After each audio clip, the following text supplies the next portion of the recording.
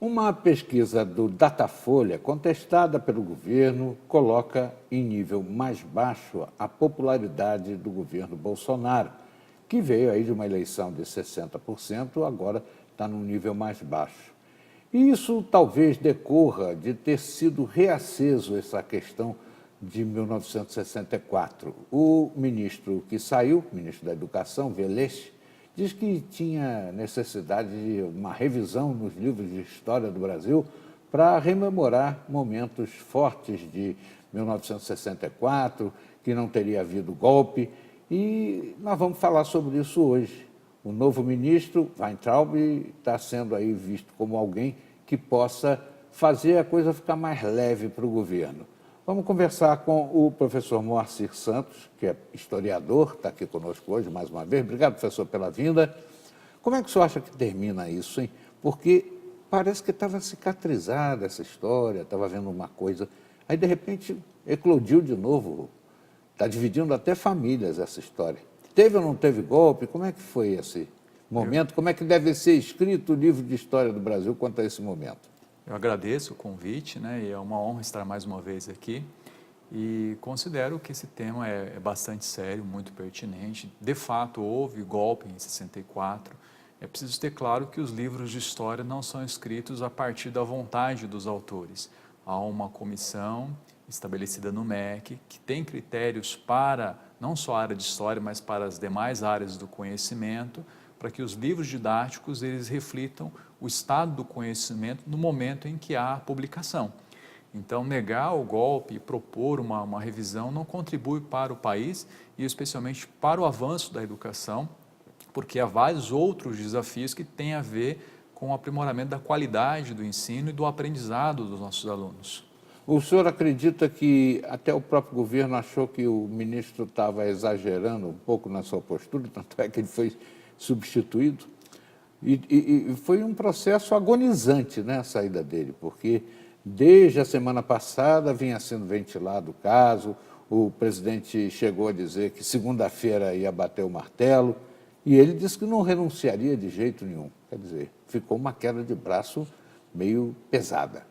Eu acredito que 3 meses que o ministro ficou realmente é um período curto.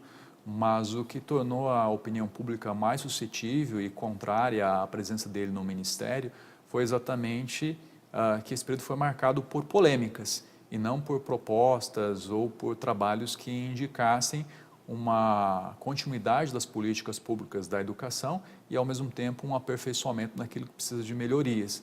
Então, o prevalecer de polêmicas foi muito ruim para a imagem dele e, evidentemente, não havia como sustentá-lo.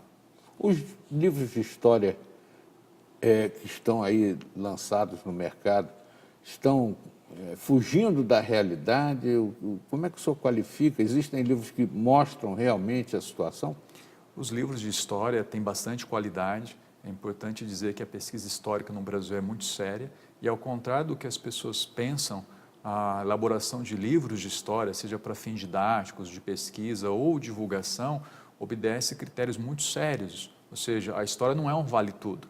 O historiador ele precisa se ater às evidências, aos fatos, há até uma margem para discussão e revisão de certos conceitos, mas no caso dos livros didáticos, há uma comissão que avalia os livros e se eles refletem exatamente os conceitos que são consagrados na academia. Então é muito preocupante esse tipo de fala, que agora do ex-ministro, porque reflete um desconhecimento do processo de elaboração e de verificação da qualidade desses livros.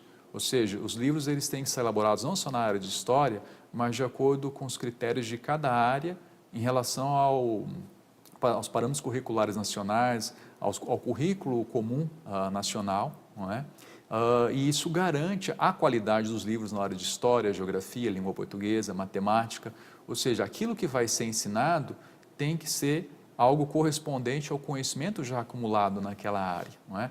E a partir desse processo de verificação é que os livros são indicados para os professores da rede pública, que por sua vez vão avaliar qual livro apresenta conteúdo mais alinhado, vamos dizer assim, à sua realidade escolar e fazem a indicação.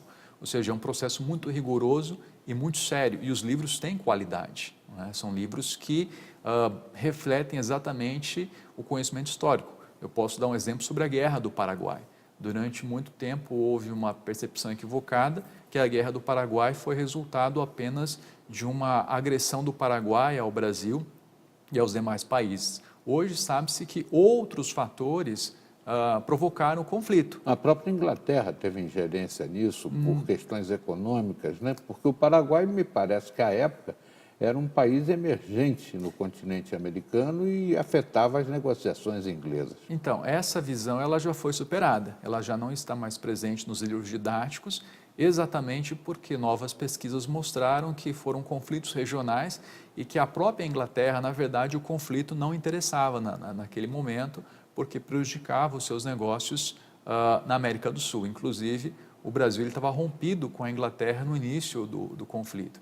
Então, à medida que o conhecimento avança na área de história, há alteração nos livros didáticos. Mas primeiro houve as pesquisas, elas foram divulgadas, estabeleceu-se que interesses de Brasil, Argentina, Paraguai e, em menor medida, Uruguai foram decisivos para poder ocorrer aquele conflito. Então, não se trata da visão pessoal do autor, porque os autores dos livros didáticos em história, eles não podem mudar conceitos, a não ser que esses conceitos tenham sido mudados na área científica.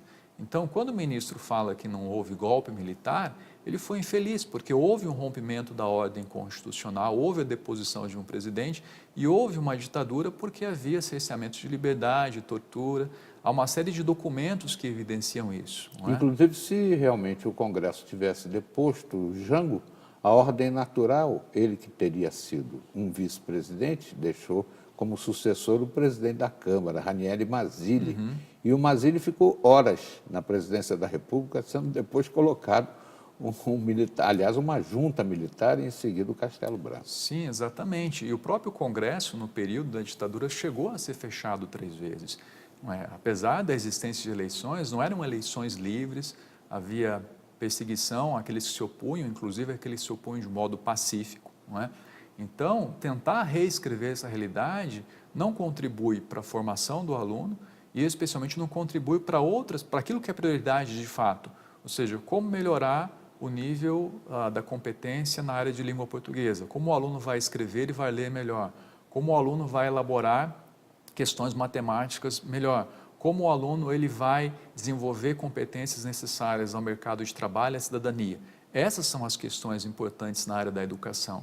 As avaliações têm mostrado que tem havido um avanço até o 5º ano do ensino fundamental. Do 5º ao 9º ano, o avanço é menor.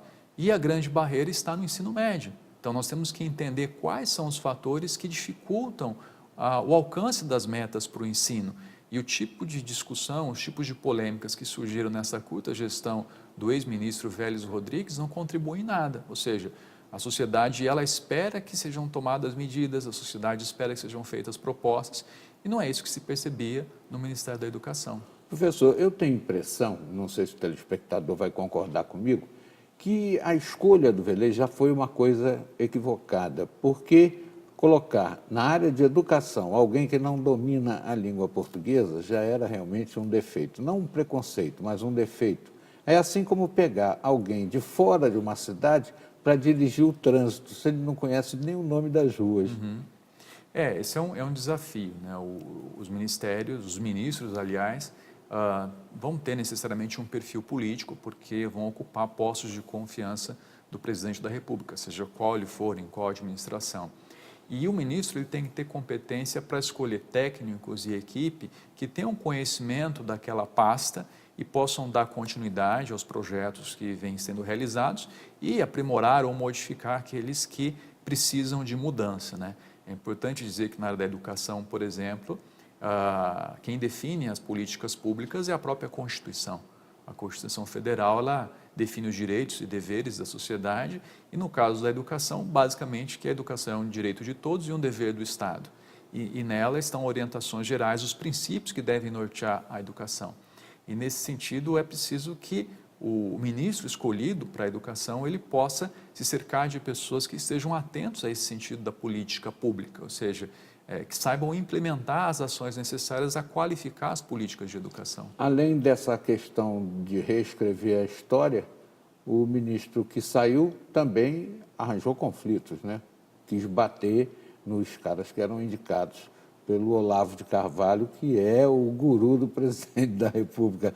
É uma guerra que ele travou e não se deu bem. Podia ter se dado bem. Se tivesse se dado bem, ele estaria aí numa situação realmente... Eu vou pedir sua análise com relação a esses momentos do Velez na volta da entrevista.